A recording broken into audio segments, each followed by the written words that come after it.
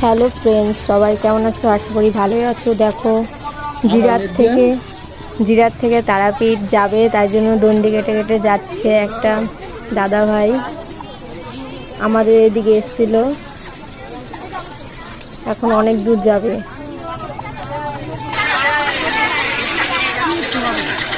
কত ভিড় হয়েছে, সবাই দান করছে আর আশীর্বাদ করছে সবাইকে।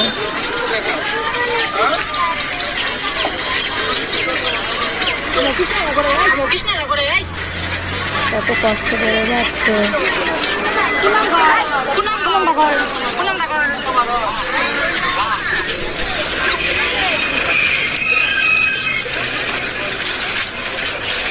কত কষ্ট ঠাকুরের জন্য।